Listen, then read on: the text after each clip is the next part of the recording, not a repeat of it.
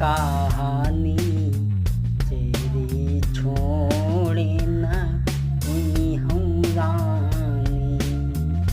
कोई न पहोई हाँ, कोई न पहोई हाँ, हमें कहानी दासी छोड़े न हुई हम रानी। ये कई कहने लगी, कोई राजा बने हमें क्या है, हमें तो आजीवन दासी ही बन करके रहना है। चाहे राम राजा बन जाए, चाहे भरत राजा बन जाए, लेकिन इतना जरूर है कि मैंने भरत को बचपन से पाला है, इसलिए थोड़ी उससे रहम आ जाती है। कई बोली मेरी लाला है, तो इस तरीका की बात कर रही है। मेरे लिए राम भरत दोनों एक समान हैं। मुझको है समान राम भरत, एक ही पेड़ की शाखा है। मुझे चिड़िया के ये दोनों पर हैं, दोनों ही एक समान मेरे। यदि भरत राम से प्यारा है, तो राम भरत से प्यारा है। यदि भरत खिलौना गोदी का, तो राम नैन का तारा है।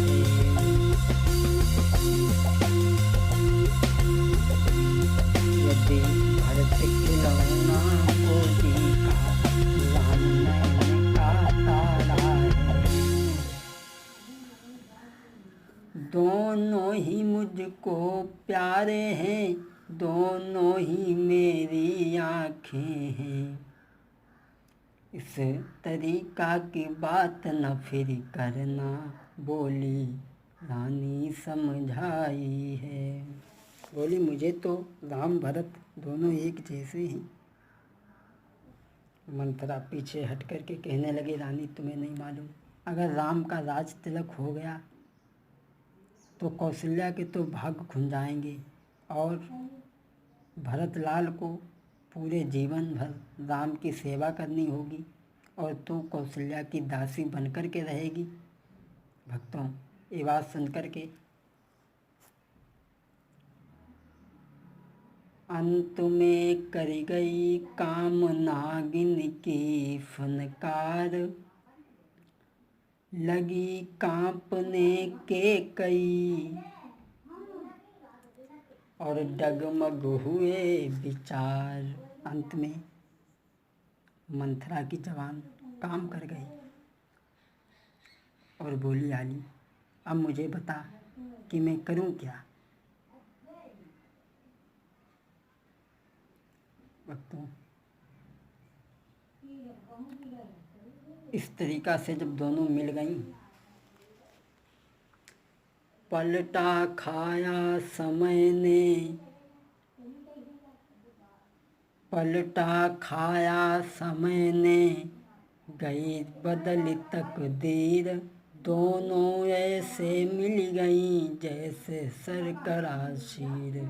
जैसे दूध में चीनी घोली जाती है, वैसे ही दोनों मिल गईं। और भक्तों, अबला सबला हो जाती है कि अबला सबला हो जाती है। कि कई बोली, बहन अब मैं करूं क्या, मुझे बता दी। कि अबला सबला हो जाती है, जब तिरिया चरित दिखाती है। अबला सबला हो जाती है, जब तिरिया चरित दिखाती है। पल में करती है शत्रु मित्र, पल में मित्र शत्रु बनाती है। केकई ने, मंथरा आंगन में खड़ी थी, दोनों हाथ में हाथ लेकर के कहने लगी, बहन अब मैंने तुझको जान लिया, तू मेरा भला चाहती है। अब मैंने तुझको पहचान लिया, निश्चय ही कपट भूप में है, उदासी मैंने जान लिया। बोली दासी, अब बता मैं करूं क्या। मंथरा कहने लगी है, रानी, जो तुम्हारे राजा के पास में धरोहर के रूप में वो वरदान दो हैं, उन्हें आज मांग लो।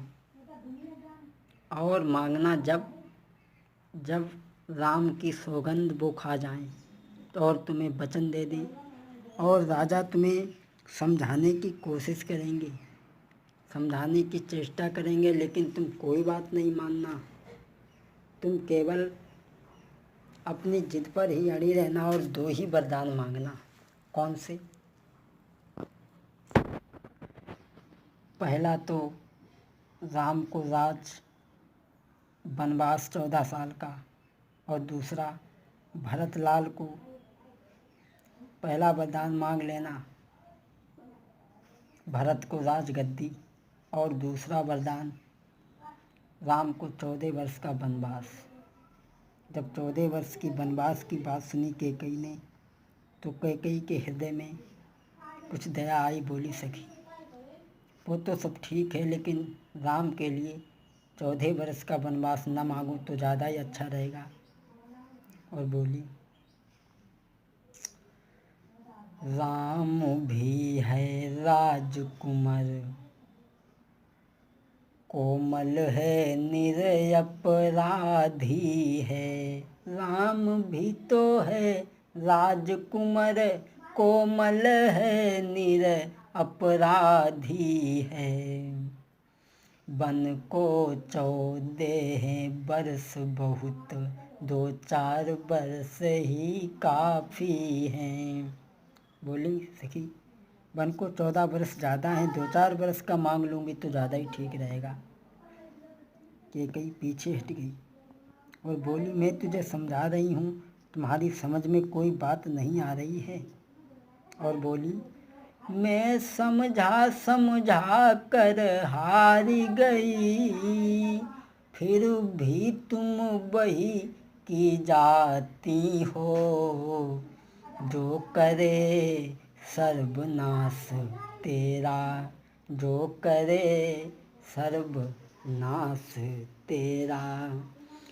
तुम उस पर दया दिखाती हो, जो करे सर्वनाश तेरा। कैकेयी कहने लगी, जो तुम्हारा सर्वनाश करना चाहती है और तुम उस पर दया दिखा रही हो, तुम भरतलाल को गद्दी मांगना और राम को 14 वर्ष का वनवास मांगना, यही मांगना, इसके सिवाय और कुछ मत मांगना। मंथरा तो चली भई उल्टा जादू डारी, कैकेयी इधर कोप भवन में लगी बिछाने जाल। आज कैकेयी सिंहार को बिगाड़ करके कोप भवन में यानी गुस्सा वाले कमरा में पहुंच गई, और वहां जाकर के कर दिए वस्त्र सब तार तार, और लटके मोती जंजाल भय।